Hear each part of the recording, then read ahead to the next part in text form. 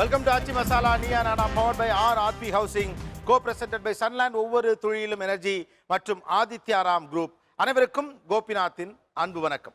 ஒரு சமூகம் கட்டமைக்கப்படுவதற்கு உருவாக்குவதற்கு பல்வேறு காரணிகள் இருந்தாலும் சில தனிநபர்கள் அந்த சமூகத்தை அப்படியே உந்தி தள்ளக்கூடிய ஆட்களாக அந்த மக்களை வழிநடத்தக்கூடியவர்களாக இருப்பாங்க. ஒவ்வொரு சமூகத்துக்கும் ஆரம்பத்தில் ஒரு சில மன்னர்கள் நம்ம சொல்லுவோம்.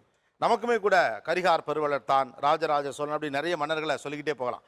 அதற்கு பிறகான ஒரு காலகட்டத்திற்கு பிறகு சுதந்திர ஜனநாயக வாழ்க்கையில் மறுமலர்ச்சி காலத்தில் சில தலைவர்கள் ஒரு ஃபவுண்டிங் ஃபாதர்ஸாக ஒரு தேசத்தையே கட்டமைக்கிறாங்க, ஒரு மாநிலத்தை கட்டமைக்கிறாங்க, இனக்குழுக்களை கட்டமைக்கிறாங்க. அந்த மாதிரியான பணி உலகம் முழுவதும் நடந்திருக்கு.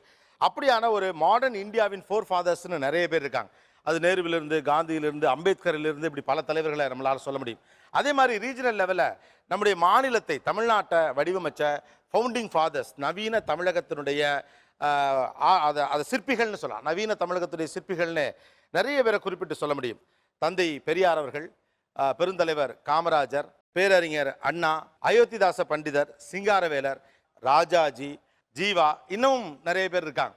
இப்படி பல பேர் இந்த நவீன தமிழகத்தை கட்டி எழுப்புறதுல ஒரு மிகப்பெரிய வாக் பண்ணியிருக்காங்க. அதை ஒட்டித்தான் அடுத்து நம்ம வளர்ந்துருக்கோம் அப்படிங்கிறது நம்முடைய வரலாறு நமக்கு சொல்லக்கூடிய ஒரு தகவலாக இருக்கிறது.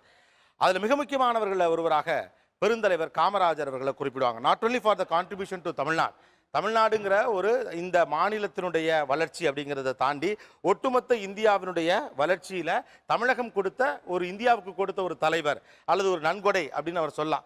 ராமச்சந்திர குஹா, இந்திய தேசம் அப்படிங்கிறது நவீனமாக வளருவதில் நிறைய தலைவர்களுடைய, மாநில தலைவர்களுடைய பங்களிப்பு இருக்கு.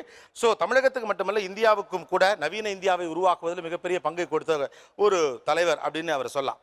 அது ஒரு பகுதி. இன்னொன்று, இன்னைக்கு நான் இந்த இடத்துல இருக்கிறதுக்கு காரணம் அப்படின்னு சில பேர் தமிழ்நாட்டில் இன்னைக்கு நம்ம கேட்கலாம். சொல்லுவாங்க, நான் இன்னைக்கு இந்த இடத்துல இருக்கேன்னா, இந்த அளவுக்கு நாங்கள் வளர்ந்துருக்கோம்னா அப்படின்னு சொல்றதுக்கு சில பேரை குறிப்பிட்டு சொல்லுவாங்க. நான் இந்த இடத்தில் இருப்பதற்கு முக்கியமான காரணம் இவர் தான் அப்படின்னு சொல்றப்ப காமராஜரை சொல்றதை இன்னைக்கும் கேட்க முடியுது. ஸோ அவர் உருவாக்கின திட்டங்கள் அல்லது அவருடைய ஐடியாஸ், அவருடைய பிளான்ஸ், அதனால பலன் பெற்றவர்கள், அதனால் பலன் பெற்ற இந்த சமூகம் இன்றைக்கும் அவர் நினைவு வைத்துக் கொண்டிருப்பதற்கான காரணம் என்னன்னா, அவர் உருவாக்கின பல்வேறு விஷயங்களா இருக்கலாம். தமிழ்நாட்டினுடைய ஃபோர் ஃபாதர்ஸ் அல்லது நவீன தமிழகத்துடைய ஃபோர் ஃபாதர்ஸ் அல்லது ஃபவுண்டர்ஸை ஒரு ஸ்பெஷாலிட்டியோடு நம்ம பார்க்க முடியும். காரணம், இவங்களாம் மக்கள் கூட்டத்துக்குள்ளேருந்தே வந்தவங்க, ஒரு ஃபியூடல் செட்டப்லேருந்து வந்தவங்க அப்படின்னு சொல்லிட முடியாது. சாதாரண மனிதர்கள்லேருந்து கிளம்பி நல்ல சிந்தனைகளோடு அடுத்தவங்களுக்கு ஹெல்ப் பண்ணணும், மக்களோடு மக்களாக இருக்கணும் அப்படிங்கிற ஒரு இன்டென்ஷனோட வந்தவர்கள். நம்ம தமிழ்நாட்டுக்கு உண்டான கூடுதல் சிறப்பில் அதையும் கூட குறிப்பிட்டு சொல்லலாம். இந்த ஷோ அப்படிங்கிறது, இந்த அரசியல் எல்லாவற்றையும் தாண்டி தமிழகத்துடைய மிகச்சிறந்த ஆளுமையான ஒருவரை இந்த தலைமுறைக்கு கொண்டு சேர்க்க முயற்சி செய்யக்கூடிய ஒரு வியூ. இங்கே இருக்கக்கூடிய இளம்பிராயத்து பிள்ளைகளுக்கு, நம் வீட்டு பிள்ளைகளுக்கு பெருந்தலைவர் காமராஜர் என்கிற ஒரு ஆளுமையை பற்றி சொல்ல முயற்சி செய்யக்கூடிய ஒரு நிகழ்ச்சியாக இதை பார்க்கலாம். யங்ஸ்டர்ஸ் நிறைய பேர் இங்கே இருக்கீங்க. ஒரே ஒரு காமன் கொஸ்டின் தான், what is Kamarajar to you? உங்களுக்கு காமராஜர்னா என்ன நினைவுக்கு வரும்? அப்பா சொல்லியிருக்கலாம், சொந்தக்காரங்க சொல்லியிருக்கலாம், ஆசிரியர் சொல்லியிருக்கலாம். அவர் ஒரு போல்டான ஒரு பொலிட்டீஷியன் சொல்லலாம். எப்படி அப்படின்னா, அவர் இலவச கல்வி திட்டத்தை பண்ணணும்னு சொல்கிறாரு, அதே சமயத்தில் மதிய உணவு திட்டத்தையும் கொடுக்கணும்னு சொல்கிறாரு. அப்போதைக்கு செக்ரட்டரியேட்லேருந்து ஒரு செக்ரட்டரி பேசுகிறாங்க, இல்லை சார் அது நம்மளால முடியாது, நம்ம மாநிலத்துக்கு தேவையான நிதியே முழுசாக வரதில்லை, இதுக்கு இவ்வளோ பணத்தை செலவழிக்க முடியாதுன்னு சொல்கிறார். அப்போ இப்படி நடந்தது, எங்கள் சார் சொன்ன கதை தான் இது. அப்போதைக்கு இது முடியாது நீ எப்படி சொல்லுவ, மக்களுக்கு நலத்திட்டங்கள் செய்கிறதுக்கு தான் நம்ம இருக்கோம், இது ஒரு வெல்ஃபேர் கவர்மெண்ட்டு, பணத்தை எப்படி வாங்கணுங்கிறதுக்கு நீ முயற்சி செய், கல்வி வேணா நீ சொல்லாத அப்படின்னு சொன்னார். ஸோ அவரோட போல்ட்னஸ். Okay, boldness.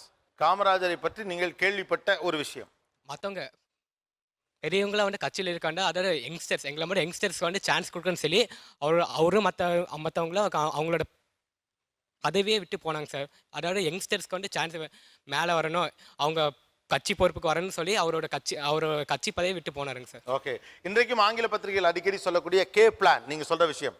நான் இது வரைக்கும் படித்து தெரிஞ்சுக்கிறதுல பார்த்தீங்கன்னா, அவர் சீஃப் மினிஸ்டராக ஆகும்போது பார்த்தீங்கன்னா, அவர்கிட்ட எல்லாருமே கேட்டாங்களா, நீங்கள் தான் சீஃப் மினிஸ்டராக இருக்கணும், சீஃப் மினிஸ்டராக இருக்கணும்னு சொன்னபோது அவர் சொன்ன விஷயம் என்னென்னா, எனக்கு எந்த ஒரு டிஸ்டர்பன்ஸும் இருக்கக்கூடாது, இதெல்லாம் எனக்கு சைன் பண்ணி கொடுத்தீங்க அப்படின்னா நான் சீஃப் மினிஸ்டராக இருக்கேன்னு சொன்னேன். ஸோ அவரோட லீடர்ஷிப்பில் அவ்வளோ ஒரு திறமை.